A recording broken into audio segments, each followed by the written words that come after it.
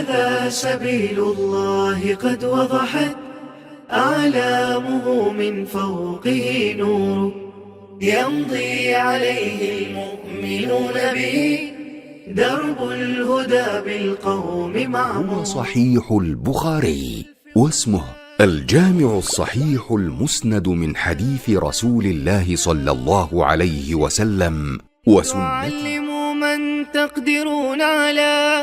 تعليمه والكل مأجور. بسم الله الرحمن الرحيم. حدثنا عبد الله بن محمد قال حدثنا أبو عامر قال حدثنا سليمان بن بلال المدني عن ربيعة بن أبي عبد الرحمن عن يزيد مولى المنبعث عن زيد بن خالد الجهني أن النبي صلی اللہ علیہ وسلم سأله رجل عن اللقطة. زید بن خالد جوہنی سے روایت ہے کہ ایک آدمی نے نبی اکرم صلی اللہ علیہ وسلم سے گری ہوئی چیز کے متعلق سوال کیا تو آپ صلی اللہ علیہ وسلم نے فرمایا اسے باندھنے والے تسمے کی پہچان رکھ، یا فرمایا کہ اس کے برتن اور اس کی تھیلی کی پہچان رکھ، پھر 1 سال تک اس کا اعلان کر، پھر اس سے فائدہ اٹھا، پھر اگر اس کا مالک آ جائے فَأَدِّهَا إِلَيْهِ تو اسے اس چیز کو اس کے مالک کو پہنچا دے۔ اس آدمی نے کہا کہ تو گم شدہ جو اونٹ ہے اس کا کیا حکم ہے، یعنی اگر کوئی گم شدہ اونٹ مجھے ملے اس کا کیا حکم ہے؟ فغضب حتى احمرت تو نبی صلی اللہ علیہ وسلم غصے ہو گئے یہاں تک کہ آپ کے رخسار سرخ ہو گئے، یا کہا کیا کہ آپ کا جو چہرہ ہے وہ سرخ ہو گیا۔ تو آپ صلی اللہ علیہ وسلم نے فرمایا وما لک ولها، تیرا اس اونٹ کے ساتھ کیا تعلق ہے؟ اس کے ساتھ اس کا مشکیزہ جو اس کا جوتا ہے وہ خود پانی پر جا کر پانی پی سکتا ہے، درخت چر سکتا ہے، تو اسے رہنے دے یہاں تک کہ اس کا مالک آ جائے۔ پھر اس آدمی نے سوال کیا تو گم شدہ بکری کے بارے میں کیا حکم ہے؟ تو آپ نے فرمایا لگا اولی اخی کا، وہ تمہاری ہے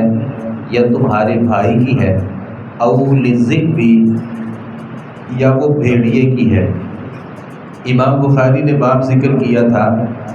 کہ نصیحت اور تعلیم کے وقت اگر استاد اور عالم غصہ کر لے تو یہ غصہ کرنا جائز ہے۔ کبھی کبھار نبی اکرم صلی اللہ علیہ وسلم بھی بعض لوگوں کے سوالات پہ غصہ ہو جایا کرتے تھے۔ صحابی نے سوال کیا کوئی گری پڑی چیز ملے تو آپ صلی اللہ علیہ وسلم نے فرمایا کہ اسے پہچان کر لو اس چیز کی، پھر اسے اپنے پاس رکھو، 1 سال تک انتظار کرو، 1 سال تک آپ نے اعلان کرنا ہے، اس کے مالک کو ڈھونڈنا ہے، پھر اگر وہ 1 سال تک نہیں آتا اس چیز کو استعمال کرنا شروع کر دو، پھر اگر اس کا مالک آ جاتا ہے تو اسے اس چیز کو واپس کر دیا جائے گا۔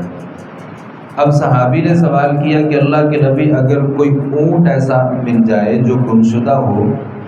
تو نبی صلی اللہ علیہ وسلم کو اس پہ غصہ آیا، کیونکہ اونٹ جو ایسا جانور ہے جو تادیر اپنے مالک کے بغیر رہ سکتا ہے، اس کے کھانے اور اس کے پینے جو انتظامات ہیں وہ خود کر سکتا ہے، تو نبی صلی اللہ علیہ وسلم کو اس پہ غصہ آیا، کہا کہ تیرا اس کے ساتھ کیا تعلق ہے؟ مشکیزے کی صورت میں یعنی کوہان کی صورت میں مشکیزہ اس کے پاس موجود ہے، وہ جہاں سے چاہے چر سکتا ہے، کسی بھی درخت سے اپنی مرضی سے وہ چر سکتا ہے، جنگل میں رہتے ہوئے وہ اپنا دفاع خود کر سکتا ہے، تو اسے پکڑنے کی ضرورت ہی نہیں ہے۔ پھر صحابی نے سوال کیا بکری کے بارے میں تو آپ صلی اللہ علیہ وسلم نے فرمایا کہ بکری یا تمہاری ہے یا تمہارے کسی بھائی کی ہے یا اس کو بھیڑیا کھا جائے گا، یعنی یا آپ اس کو پکڑ لو یا تمہارا کوئی اور بھائی اس کو لے لے گا، اگر ایسا نہیں ہوگا تو بھیڑیا اس کو کھا لے گا۔ مطلب یہ کہ بکری اگر گمشدہ ہو تو آدمی اسے پکڑ سکتا ہے، تو چونکہ جنگل میں وہ نہ تو کھا سکتی ہے خود سے، نہ پی سکتی ہے، اور نہ ہی وہ بھیڑیے سے اپنا بچاؤ کر سکتی ہے، اس لیے اگر کوئی اسے لے لیتا ہے اور پھر 1 سال تک اعلان کرواتا ہے، اب اس کے مالک کو ڈھونڈتا ہے، تو یہ اس کے لیے جائز ہے۔ ویسے اس زمانے میں ایسی صورت نہیں ہے، اگر کوئی ایسے جانور کوئی گم ہو جاتے ہیں تو حکومتوں نے گم شدہ جو جانوروں کے لیے مراکز بنا رکھے ہیں وہاں ان کو جمع کروا دینا چاہیے، یہ زیادہ بہتر ہے۔ اس کی جو مزید تفصیل ہے وہ آگے آئے گی۔ اگلی حدیث یہ ہے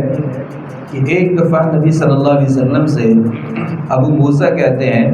کہ رسول اللہ صلی اللہ علیہ وسلم سے لوگوں نے بہت سارے سوالات کیے۔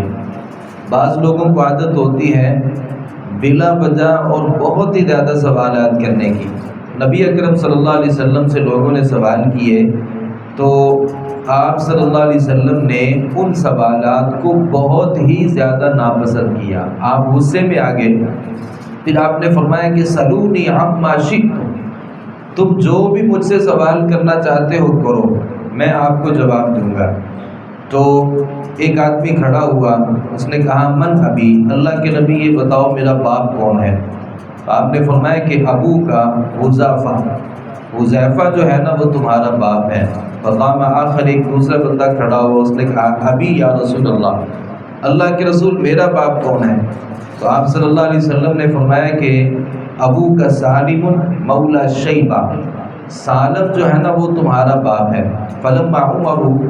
ما فی وجہہ، عمر رضی اللہ عنہ نے دیکھا کہ نبی صلی اللہ علیہ وسلم غصے پہ آ گئے ہیں، یعنی لوگوں نے اتنے زیادہ سوالات کیے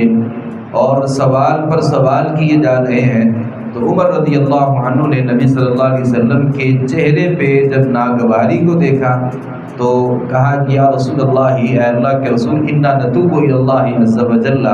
ہم اللہ عز وجل کے ہاں توبہ کرتے ہیں کہ ہم نے آپ سے بلا وجہ اتنے سارے سوالات کیے۔ تو زیادہ سوالات کی وجہ سے اگر کوئی عالم غصے ہو جاتا ہے، اور وہ سوالات بھی ایسے ہوتے ہیں، بعض روایات میں آتا ہے کہ لوگوں نے نبی اکرم صلی اللہ علیہ وسلم سے قیامت کے بارے میں سوالات کرنا شروع کر دیے، اور اس علم کے بارے میں جو نبی اکرم صلی اللہ علیہ وسلم کے پاس نہیں تھا۔ اب قیامت کب آئے گی یہ تو کسی کو بھی نہیں پتہ، تو نبی صلی اللہ علیہ وسلم سے ایسے جب سوالات کرنا شروع کر دیے تو آپ صلی اللہ علیہ وسلم اس پہ غصے ہو گئے، اور نبی صلی اللہ علیہ وسلم نے فرمایا کہ مسلمانوں کے متعلق، مسلمانوں میں سب سے بڑا مجرم پتہ کون ہوتا ہے؟ کہ وہ نبی سے سوال کرے اور اس کے سوال کرنے کی وجہ سے اللہ کسی چیز کو مسلمانوں کے اوپر حرام کر دے، یعنی وہ پہلے حرام نہیں تھی لیکن اس بندے نے سوال کیا اور اس سوال کی وجہ سے نبی صلی اللہ علیہ وسلم نے یہ کہہ دیا کہ ہاں یہ حرام ہے یا ناجائز ہے، تو وہ مسلمانوں کے لیے حرام ہو گئی۔ تو اتنے سوال جو ہیں نبی اکرم صلی اللہ علیہ وسلم اس پہ ناراض ہو گئے۔ یہاں ایک سمجھنے کی بات ہے کہ آپ صلی اللہ علیہ وسلم نے یہ فرمایا کہ سلونی عما شئتم، تم میرے سے کوئی بھی سوال کرو میں آپ کو جواب دوں گا۔ تو پھر صحابہ نے اپنے باپوں کے بارے میں سوال کرنا شروع کر دیا، کیونکہ آپ کو پتہ ہے کہ جاہلیت میں جو نسب تھے نا وہ محفوظ نہیں تھے، جب زنا عام ہوتا ہے تو نسب محفوظ نہیں ہوتے، تو لوگ ان صحابہ کرام کو ان کے باپوں کے بارے میں پریشان کرتے تھے، کوئی کہتا تھا تمہارا باپ فلاں ہے، کوئی کہتا تھا تمہارا فلاں باپ ہے۔ تو انہوں نے سوچا کہ نبی صلی اللہ علیہ وسلم سے سوال کر لیتے ہیں، تو آپ صلی اللہ علیہ وسلم نے ان کو صحیح جواب دیا۔ اب یہاں سے بعض لوگ یہ نکالتے ہیں کہ نبی صلی اللہ علیہ وسلم جو تھے نا وہ جو بھی اس دنیا میں ہوگا یا اس دنیا میں ہو چکا ہے اس سب کو جاننے والے تھے، یعنی نبی عالم الغیب تھے اور نبی غیب جانتے تھے۔ تو آپ نے یہ کہا نا کہ میرے سے جو بھی آپ سوال کرنا چاہیں آپ سوال کر سکتے ہیں۔ تو یہ ایک بہرحال یہ ایک اعتراض ہے۔ صحیح بخاری کی جتنی بھی شروحات لکھی گئی ہیں، یہ میرے ہاتھ میں بھی جو ہے تمام کی تمام جو شروحات ہیں اس میں شارحین نے اس بات کا ذکر کیا ہے کہ نبی صلی اللہ علیہ وسلم اگر یہ کہیں کہ آپ میرے سے کوئی بھی سوال کر سکتے ہیں میں اس کا جواب دے سکتا ہوں، تو اس کا مطلب یہ ہے کہ نبی صلی اللہ علیہ وسلم وہ اپنی طرف سے جواب نہیں دے رہے تھے بلکہ وہ اللہ رب العالمین کی طرف سے جواب تھا۔ اگر نبی صلی اللہ علیہ وسلم کے پاس سارا علم موجود تھا تو جبریل نبی صلی اللہ علیہ وسلم کے پاس کیوں آتے تھے؟ یعنی جبریل جو وحی لے کے آتے تھے اور اللہ کا پیغام نبی تک پہنچاتے تھے، نبی کو تو ضرورت ہی نہیں تھی، کیونکہ اگر نبی کے پاس سارا علم موجود تھا اور نبی عالم الغیب تھے تو جبریل کو الگ سے وحی لانے کی ضرورت ہی نہیں تھی۔ اور خود نبی صلی اللہ علیہ وسلم جو اللہ رب العالمین سے یہ دعا کرتے رہتے تھے، رب زدنی علما، اللہ میرے علم میں اضافہ کر دے۔ اور اگر نبی صلی اللہ علیہ وسلم کا علم مکمل تھا اور آپ عالم الغیب تھے تو پھر اللہ سے علم میں اضافے کی دعا کرنا بنتی ہی نہیں ہے۔ ایک دوسری حدیث ہے جس میں یہ صراحت موجود ہے۔ انس رضی اللہ عنہ کہتے ہیں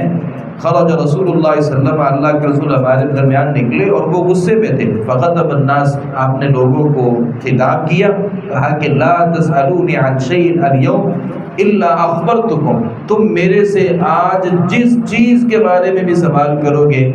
میں اس چیز کا جواب آپ کو دوں گا۔ انس رضی اللہ عنہ فرماتے ہیں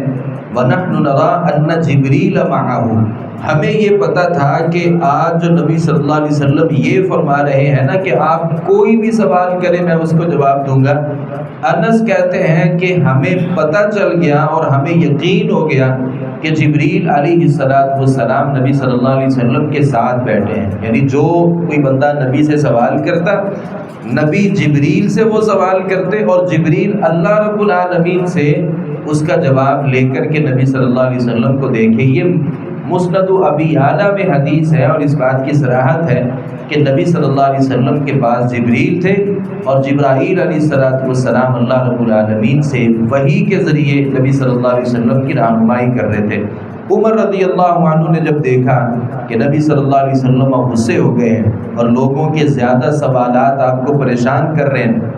تو آپ نے کہا کہ نتوب الی اللہ عز وجل، ہم اللہ رب العالمین کے ہاں توبہ کرتے ہیں۔ اور ایک دوسری روایت کے مطابق عمر رضی اللہ عنہ نے کہا رضینا باللہ ربا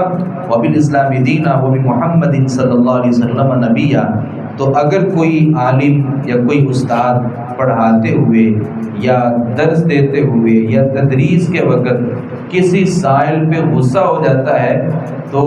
یہ کوئی ایسی بات نہیں ہے کہ جو قابل اعتراض ہو۔ کبھی کبھی نبی اکرم صلی اللہ علیہ وسلم بھی غصہ فرما لیا کرتے تھے۔ اللہ تعالیٰ سے دعا ہے صحیح معنوں میں حدیث کو سمجھنے، اس پر عمل پیرا ہونے کی توفیق عطا فرمائے۔ وما علینا الا البلاغ المبین۔